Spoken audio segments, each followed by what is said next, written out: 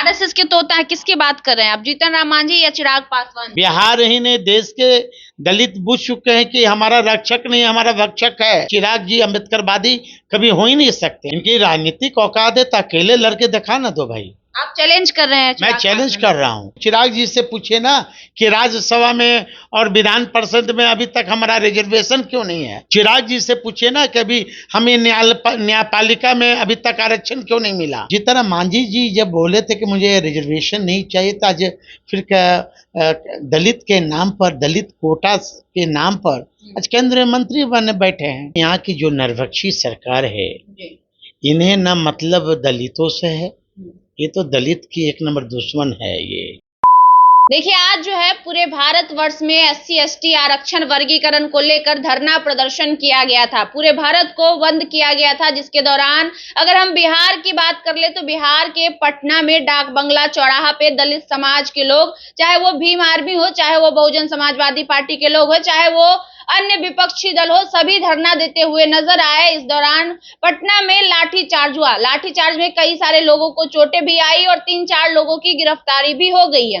इन्हीं तमाम मुद्दों पे बात करेंगे। हमारे साथ बातचीत करने के लिए साधु पासवान जी हैं, दलित के नेता कहे जाते हैं, आरजेडी के भी नेता हैं। इनसे जानेंगे कि आज के प्रोटेस्ट को लेकर सबसे पहले क्या कहिएगा। लाठीचार्ज भी हुआ और आपके समाज को, लोगों को जमकर पीटा गया है। देखिए, ये बहुजन के साथी पूरे आज भारत बंद था और जिस तरह बिहार सरकार के नीतीश कुमार के प्रशासन के लोगों ने आंदोलन जो कर रहे थे शांतिपूर्वक, जिस तरह उन पर लाठी चलाई गई है, मैं इसकी घोर निंदा करता हूं। क्यों? ये बाबा साहब अम्बेडकर ने सब हम लोगों को ताकत दिया है कि अपने अधिकार के लिए आप सड़क पर निकल सकते हैं। लेकिन यहाँ की जो नरभक्षी सरकार है, इन्हें न मतलब दलितों से है, ये तो दलित की एक नंबर दुश्मन है ये।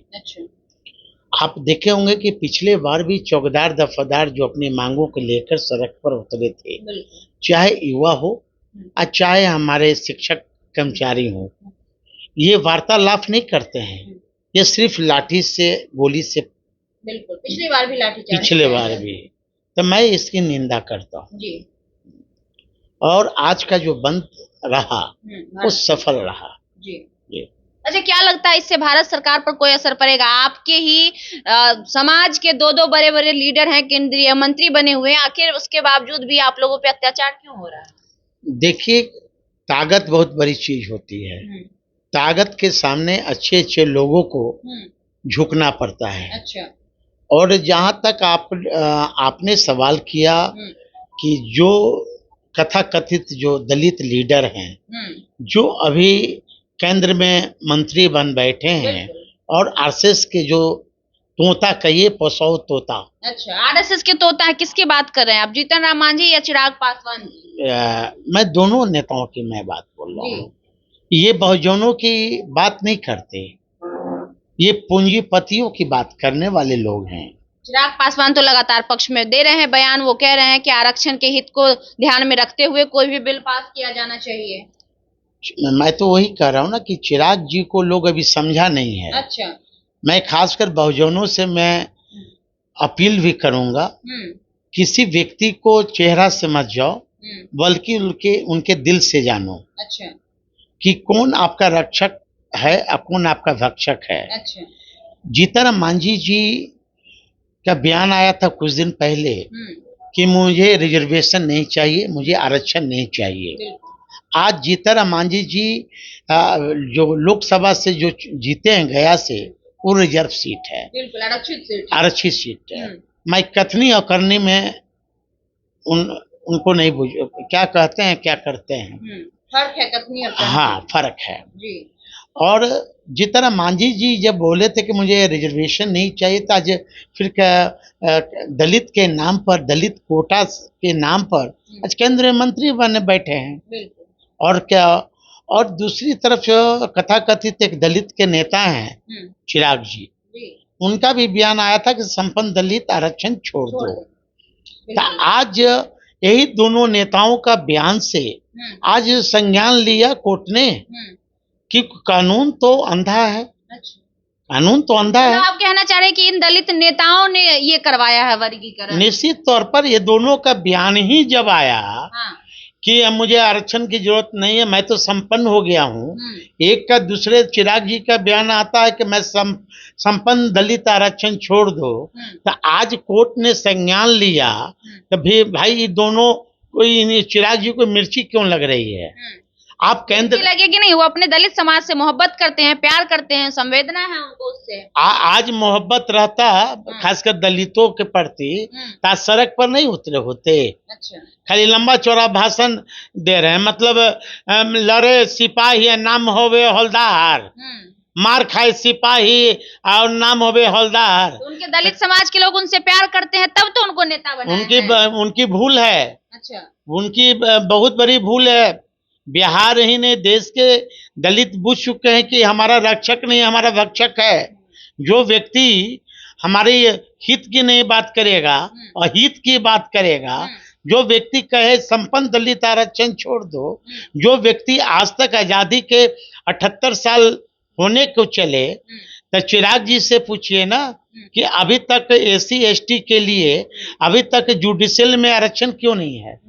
चिराग जी से पूछिए ना कि आप केंद्र में मंत्री हो और आप हनुमान बने हो नरेंद्र मोदी जी का, तो आप उनसे पूछिए ना, या जनता पूछे कि चिराग जी अभी हमारा प्रमोशन में आरक्षण कहाँ है।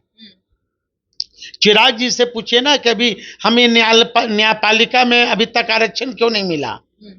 नहीं। अभी चिराग जी से पूछिए ना कि राज्यसभा में और विधान परिषद में अभी तक हमारा रिजर्वेशन क्यों नहीं है।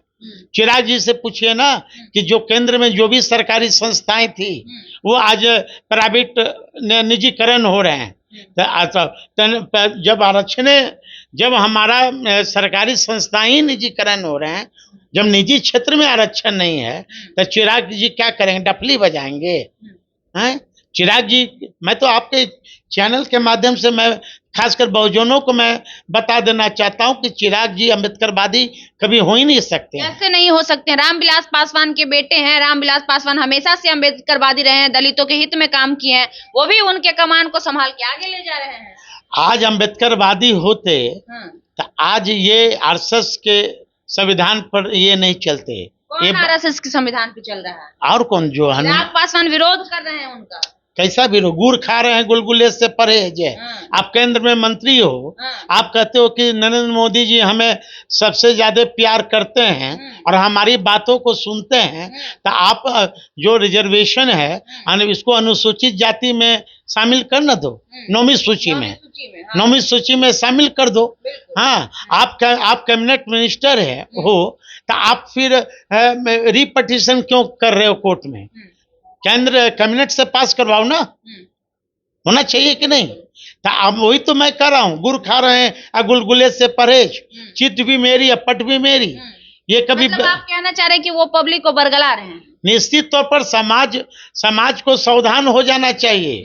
और बिहार के बहुजनों को यदि किसी व्यक्ति को जानना है तो उसके चेहरे पर नहीं जाने, उसके चेहरे पर नहीं जाए, बल्कि उसके दिल की भावनाओं से समझे कि हमारा रक्षक कौन है, हमारा भक्षक कौन है। ये कतई आपका रक्षक हो नहीं सकते हैं, कतई नहीं हो सकते हैं। लोग कह रहे हैं चिराग पासवान संसद ही नहीं मुख्यमंत्री बनने के लायक है, दलितों के हीरो हैं। वो कुछ भी उसे आने दीजिए, समय ना, समय आने दीजिए, सब पता चल जाएगा ना। आने दीजिए समय के कौन मुख्यमंत्री बनेगा कौन नहीं बनेगा। ये सिर्फ हवाई से काम नहीं चलेगा। हवाई कैसे है? 5-5 सीट जीते हैं, हैट्रिक मारे हैं। उससे ज्यादा तो जीतन मांझी का 110% स्ट्राइक रहा, एगो ये सीट मिला, एगो जीत गए। तो चिराग जी से पूछिए ना कि आज जो 100% स्ट्राइक की जो बात करते हैं कि हैट्रिक मारे हैं, हाँ, विक्टर का साइन दिखाते हैं उनके लोग।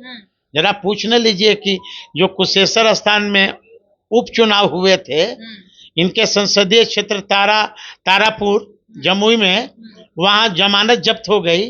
कुशेश्वर स्थान जहाँ इनका नानी घर है, कुशेश्वर स्थान में जमानत जब्त हो गई। तो उस समय इनका हेड कहाँ गया? 100% स्ट्राइक तो ये हैट्रिक है। अच्छा, मतलब बीजेपी और जेडीयू के वोट मिले हैं उनको। इनकी चिराग पासवान की अपनी कोई वजूद नहीं। इनकी राजनीतिक औकात है तो अकेले लड़के दिखा ना दो भाई। आप चैलेंज कर रहे हैं? मैं चैलेंज कर रहा हूँ। अच्छा, मैं चैलेंज कर रहा हूँ कि यदि आपकी राजनीतिक औकात क्या है। आपत्ति है सर? आप उनके रिश्तेदार हैं, रिश्ते में जीजा लगते हैं, आखिर क्या आपत्ति है? इतनी नाराजगी क्यों चिराग? नहीं, हमारी नाराजगी किसी व्यक्ति विशेष से नहीं है। हमारी सिद्धांत अलग है, हमारी विचारधारा अलग है, चिराग जी का विचारधारा बिल्कुल अलग है। लेकिन हम अपने समाज को सावधान कर देना चाहते हैं कि जो व्यक्ति ये कहे कि संपन्न दलित आरक्षण छोड़ दो, वो व्यक्ति से सावधान रहना।